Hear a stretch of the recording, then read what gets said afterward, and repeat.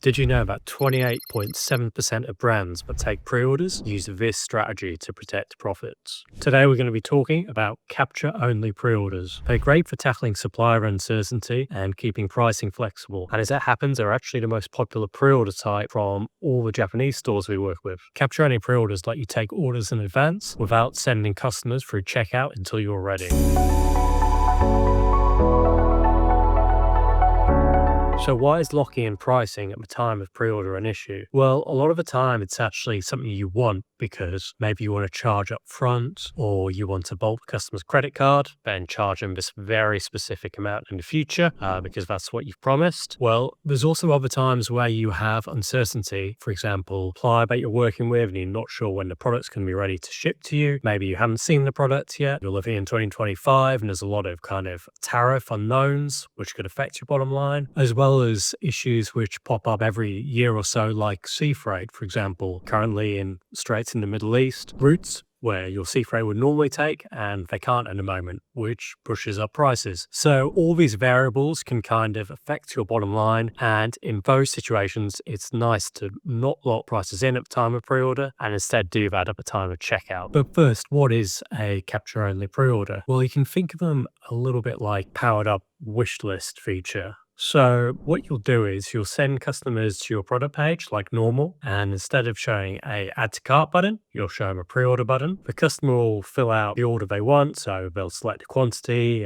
sizes, variants, that kind of thing, and they'll click pre-order. But instead of sending them to checkout, what you'll do is you'll grab their name and email address, usually in a pop-up, then you'll ask them to confirm. That is the end of that stage of the pre-order. Then when you're ready to collect payment, potentially ship pre-orders out to these customers, you'll send out payment link emails, which customers will then click on and be sent straight to your checkout, all populated, usually for a one-click checkout. So at Pre-Product, the pre-order app I work on day to day, we recommend capture-only pre-orders to merchants in two situations. Number one is when there's some uncertainty, like we've been talking about. So whether that's supplier, freight cost, tariffs, capture-only pre-orders are great for that situation. And the second one is when the merchant is particularly risk-averse. Say they really don't want to take any money or even customer card details until they have stock sitting on shelves in the warehouse ready to ship out. And I mentioned we have quite a few Japanese stores who use capture-only pre-orders. So potentially that's a cultural thing, or maybe even a kind of legislative thing where they're not actually allowed to. I'm not sure. But those are the two main categories. But yep, let's jump into Shopify and first look at regular charge later pre-orders. So I'm just in the Shopify product admin of a test store. And if we hop to the storefront and click catalog, I will show you a charge later pre-order. So here we go. I'll click through to the product page. And you can see we've got a pre-order button. The rest of the page is very plain, but that's in keeping with its theme. And we click pre-order, we can see you'll receive a 5% early bird discount, pre-order today, and we'll hold off charging you until we're ready to ship. Sounds a little bit like capture only, but look what happens when we click pre-order. We get quoted at $36.34. And then I'm sent to checkout where I'm told the specific charge, which will happen in the future, and I'm putting my details in and okay, now I'm accepting that. So that's how a charge later pre-order looks to the customer. And then if we hop into Pre-Product, which is the pre-order app I mentioned earlier, we go into a pre-order listing. So charge later listing for a similar product. And you can see here, future charge accepted, and we can see the customer card is on file, and if we click through, we could click that, then we could click charge customers, and that specific price that was shown to them at checkout will be charged to their card. No more, no less, that exact price. So that's how a charged later pre-order works with pricing. And also an important difference from capture only pre-orders is orders are created straight away in Shopify. So they'll be created like this, but they'll just be on hold and with a payment pending. So as we can see, pricing is all locked in. Now let's look at a capture-only pre-order. So still on that storefront, and I'm going to click through to this smart suitcase. Yep, relatively similar to the other one. We've got a pre-order button. We could add wording above that. But when we click pre-order, we are presented with our order up here. We're asked for our name and email. So let's do that. And click freeproduct.io, estimated shipping, and we've got enter your details and we will send you a payment link in the near future. Cool. And maybe just to test it, let's do a 2 variant pre-order and we'll add 2 for the baby blue. Cool. Successful pre-order. And at that point, the customer will receive an email. So we'll have a look at that in a sec. And they don't need to do anything else for the time being. So I've just got that email up here. Thank you for pre-ordering the smart suitcase. Once the smart suitcase is ready to purchase, we will send you a payment link to our store. And then there's a link to their pre-order portal in case they want to check in it, make sure it's still happening, and a little summary of their order, one of pink, 2 of blue. Cool. So those are the kind of customer communication touch points at this point. We've got the storefront, the product page. We've got the email here. And then we've got a customer portal, which they can revisit at any time. So what I want to show you is changing the price. And then I want to show you sending payment links and how that flow looks to the user. So if we hop into pre-product, again, the pre-order app I mentioned earlier, you can see smart suitcase. Nice. And we can see down here, all your pre-products, July 22nd. Okay, great. So let's change the hot pink's price. And then we'll send out payment links. And is maths going to be easy? Relatively. Okay, cool. So we'll stick with 2 times 30, but we'll change this to 20. Great. And now we're going to go into pre-product and we'll just send it for this one pre-order. We won't worry about the others. And I should mention, potentially this customer, myself, may have pre-ordered multiple different products. There's a way to merge payment links into just one, so customers aren't clicking through several different emails. But yep, we're just going to worry about this one product for now.